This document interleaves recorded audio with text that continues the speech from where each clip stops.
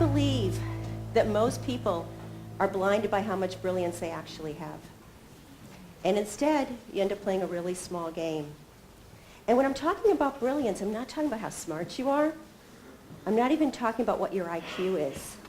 I'm talking about this inner knowing, this self-confidence. So when you're able to move forward in something, you know it's the right thing to do. And as a result, you end up attracting so much abundance into your life. Now, I know what it's like to play a really small game. I also know what it's like to fool myself and thinking I'm playing a big game when it's really a small game. And I also know what it's like to show up in my brilliance. And being brilliant, I'll tell you, is a whole lot better. And that's why I'm here today, because I believe that we're all here to be able to be, do, and have more. Does that sound good? Yes. Now, I've got to tell you one quick thing. I am from Boston, so I do talk fast. So if there's anything you missed, please come see me, at the booth, and I'm happy to explain for you. So my journey actually began when I was, I want to start here for one sec. So when everyone, can you guys all do one of those big yawns? And it's kind of those yawns that looks kind of funny, kind of go like, see, she's already starting one. Go, everyone just do like a big yawn. We kind of make that noise. Okay, excellent. So close your eyes for a moment, and I want you to just think about what would be going on in your next level. If you were able to break through your ceiling, what would your business or career be like? How about your life? What would be different? How much more would you have in your bank account? What could you do for your family, even your community? And what we've been listening to all morning so far, what could you do to create a legacy? So just kind of think about that for a moment, because that's why you're here today. And go ahead, you can open your eyes, shake it off. And my journey actually began to learn how to break through from this TV show. Did anyone ever watch Bewitched? You guys had it in Canada? Okay, so when I was a little girl, I'm going to tell you, I say this on stage, I'm willing to admit I used to walk around my house, wiggle my nose. Because didn't you guys love how Samantha would do it? She'd wiggle her nose and like, bam, the house would get clean, or the pretty car would show up, or the dress, or the coat, whatever she wanted. And I was like, I want to be her when I grow up. And I figured the more I wiggle my nose, the better I'll get at it. And I really thought it would happen because I figured I'm genetically inclined. My uncle actually created the TV show. Yeah, Saul Sachs. So I figured it was bound to happen. But fast forward all these years later, I didn't become Samantha, but I did learn about the power of manifestation and the fact that the universe has no limits for us. We can have whatever we want in our life. All it is a matter of having the clarity of what it is that you want to create, having the belief that you can have it, to have that desire that it will happen, that it must happen, knowing what action to take, being able to ask for it, and then finally to receive it. Does that make sense? Okay? There are no limits. And I find when I combine that, along with my strategies from being a business development executive, because you got to know what action to take. I wish I could tell you guys like the money can just come from the ceiling, but you got to know what action to take and what time to take the action. And so I find when I put them together, that's what has helped me break through time and time again, as well as the thousands of clients I've worked with all over the world break through again. And I combine all sorts of things with mindset, like if you guys know what tapping is, EFT, I'm an expert in that, laws of attraction, neuroscience I'm pulling in. And it's allowed me to be up here to speak to you guys.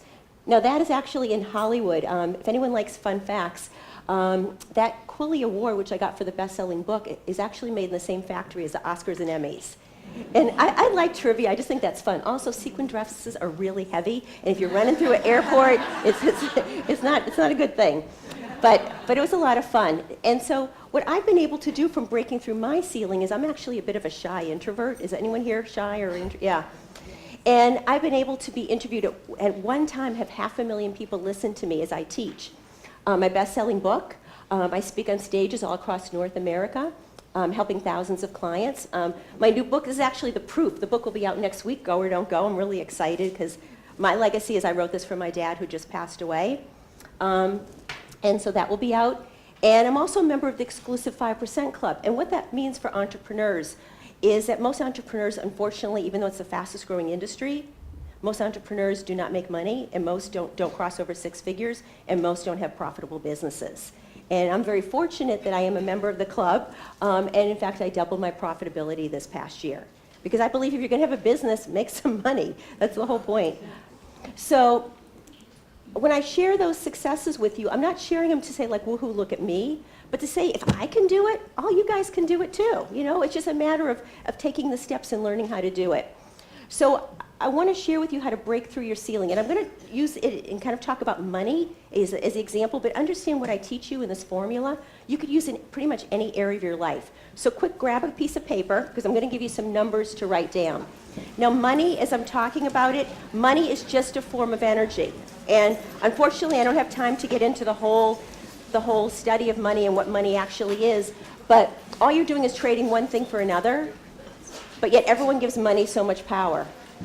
So what I want you to write down at the top of your paper is how much you wish you could make each month, right? So if I were to wiggle my nose at you, I call this like the Samantha number. If I could wiggle my nose at you, how much money you'd be making each month. And this would allow you to go, you know, to take the vacations you want, live the life you want, do for people as you want. And don't judge it, just write down the first number that pops in your head. The second number you're going to write down is what's the most you've ever made each month, right? So you all should know how much the most you've ever made. Just write that down. That goes below it. The third number you're going to write down is what do you need to make? Okay, what do you need to make? And this covers your bills. You know, your rent or mortgage, your car insurance, education, if you've got a coach, food, you know, going out to eat, vacations, all that stuff that you need to make each month, you know, to cover your lifestyle. Now, the last number is what I call the survival number. Now, most people are not willing to admit that they've got a survival number. I'll raise both hands and say, I certainly have one, and I knew that really well when I first started my business. Survival number is the things that you actually have to pay, or you're in deep trouble. This is when something happens, and it's like, what do I absolutely have to pay so I don't lose my life, okay? So that's taking away, like the gym membership, taking away going out to eat, stuff like that. It's kind of like your bare number. So let me kind of walk you through how that looks. So let's say that you wish you were making $8,000 every month. The most you've ever made is 6. What you need to make is 4, and your survival number is 2.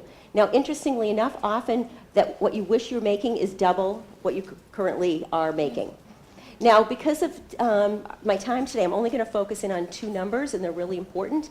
And the first one I want to focus on is why people have such a hard time, why you've had a hard time breaking through to that next level, and if you have broken through, why it's hard for you to stay there. So the blocks that end up hitting are what I call, first thing is limiting beliefs. And limiting beliefs are how you see yourself in relationship to the world. Okay, so an example of that would be one of my clients, we figured out, all said and done, she was making about $15 to $20 an hour. Her family size was doubling, they were expecting twins. She had to make a whole lot more money. So I helped her put together some new programs and packages and figure out her niche and all that stuff. That's all great. And she was excited about it. All of a sudden she said, Kate, wait a minute, nobody in my industry would ever charge that much money. So think about how many times maybe you were going to ask for a raise and you're like, but Kate, nobody in my company ever gets paid that, or no one in my city, or no one in my department, or no one. So you've already stopped yourself. Is everyone getting that? You've already blocked yourself by saying no one has ever. So I helped her through mindset work, and I helped her get through that, which is great. But then all of a sudden a core belief popped up for her. And she said, Kate, you know, I've been in business 5 years. If I start charging more money, my clients aren't going to like me. They're going to get mad at me. Now understand, your core belief is how you view yourself. And everybody has a basic need. It stems from childhood to be loved and appreciated.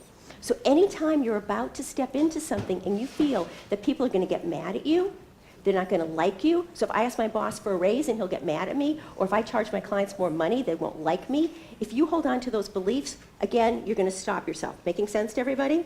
Okay, so you have to understand that. Next thing is money stories. Now, there's some really basic money stories, things like, you know, money doesn't grow on trees, rich people are evil. So whatever you learned, whatever you learned as a little kid, you know, from observing from your parents, those are the stories you took. However you saw your parents spend money, save money, that's how you are now living. So your money story is affecting every decision, with how you go in the supermarket and shop, when you go out to eat, what you order off the menu, every decision is affected that way. One thing I always heard growing up is that you have to work hard to make a lot of money. Anyone else ever hear that? And when I first started my business, I was already working 7 days a week, 24 hours a day, and all I kept thinking was, if I want to make more money, there isn't an 8th day. What am I going to do? And so I was starting to limit myself, not till I had a coach who helped me to say, wait a minute, it's not about working harder, it's about working smarter. Okay? But see, all those stories that you tell yourself, and you don't even recognize half of them, those are keeping you stuck. Your fears and doubts. It's going to be too hard. It's too difficult. I'm not tech savvy. I can't do this. I can't do that. All those things, again, are going to stop you from hitting that higher level. Self-image is huge. In the States, we have a lot of people who buy lottery tickets. I don't know if you guys do in Canada, but we got people who buy them like week after week. And so what happens is occasionally someone wins like millions of dollars. You know, they get all excited. They go out and buy what we call a McMansion, you know. And then they go buy the fancy car and the boat, and they give all their money to friends and stuff. And within a couple of years, they've lost their money. In fact, often they've had to declare bankruptcy. And when they've done studies, what happens to these people is that they still have a mindset of an hourly worker. They don't have the mindset of a millionaire, so they don't know how to handle those funds. So that's why people, you step into something, maybe you start to go forward and start to make more money, and then you go backward because you've not adjusted your mindset. If you want to be at that $8,000 a month level, you're currently at $4,000, you've got to start learning how does an $8,000 a month person, what is their mindset? What are they thinking? What are their thoughts? Stress and overwhelm is another big block that will stop your dreams. They've done brain scans, and if you're feeling really stressed out, your brain looks really, really similar to an alcoholic's brain or to somebody who has dementia. So when you're trying to make a big, important decision and you're really stressed out, how good do you think your decision's going to be? And think about it. You're trying to break through, and if you're all stressed out, you're not going to have the creativity. You're just going to keep yourself stuck. And the last piece is knowing what action to take, because if you're currently at $4,000 every month, you've got to figure out what actions do I need to take, because if I keep taking the same ones, I'm just going to stay at $4,000 every month. Does everyone get that? You got to know, you got to take different actions. So the other number I wanted to share with you is the $2,000 a month number, because this people don't talk about, and this is really important, because if you don't know how to handle it, you're going to stay stuck and you'll never be able to break through. So one of my clients, her husband, I helped her to start making a lot of money in her business. She was making over 6 figures, husband making multi-6 figures. Like a lot of couples, they lived up to their income, right? That's what a lot of couples do. Well, he lost his job, he got laid off. And at first I figured, oh, it's just gonna be a couple of months, won't be a big deal. It lasted a lot longer. And so what happened is, she called me on the phone, and she's like, Kate, and she was all excited. She's like, I'm getting rid of the cable TV. I'm getting rid of this. I'm getting rid of that. And she's getting rid of things, right? Stopping this, stopping that. I'm going to lay off this person. Going to do all these things. And she's telling me that. I said to her, stop. And she said, what? I said, stop doing that. I said, what are you talking about? I said, what you're doing is, so you're starting to act as if you're in a poverty mindset, if you're in a scarcity mindset. So you're telling me that you need to bring in about $11,000, $12,000 in the next couple of weeks because you've got overdue bills. And if you're closing yourself off, if you're just saying, what can I get rid of, you're making yourself smaller and smaller, right? Laws of attraction and abundance, you've got to be able to open yourself up wide. If you close yourself off, no abundance will ever come into your life. What happens is when people see their income dropping, maybe you have an injury, maybe your partner loses a job, something happens, people get scared, they close themselves off. What I want you to hear, these words, because it may happen to you at some point in your life, I want you to hear me saying no, and really start evaluating, because if you start to constrict yourself and contract, you'll never be able to break through your ceiling. Instead, you've got to shift your mindset and go into abundance. And as I was able to help her do that, she made the money and plenty of time to pay her bills. So you've got to remember that mindset is going to be at least 90% of your success or your failure. And I want you to think about, like, so what mindset is keeping you stuck? Of some of the examples I just mentioned, what is keeping you stuck? These are the things you want in your life, right? You guys all want to have more money, in your bank, do more for your family, all this kind of stuff, right? There's one other block that you're going to sabotage yourself over and over and over again. And you hold the key. It's the word no. No. No. Do you know the average child hears that word over 60,000 times before they hit 3 years old? No, don't touch that. No, put it down. No, wait. So however old you all are now, think about how many times you've heard that word. Hundreds of thousands, right? And now it isn't your parent or teacher saying it to you, it's you saying it to yourself. Every time you start to step forward and say, I'm going to ask for a raise, you hear no. Every time you say, I'm going to charge more money, you stop yourself, you say no. So what I'm going to ask you to do today is to start to give yourself permission to say yes. Start to give yourself permission to say yes, to turn the dial down on the no. Because you're the creator of your own life. No one else but you. So you've got to choose. You've got to choose. You're here today. You've got to make this decision. Are you going to go or don't go? You guys decide. Go or don't go. It's your choice. I hope you choose to step into your brilliance. Thank you.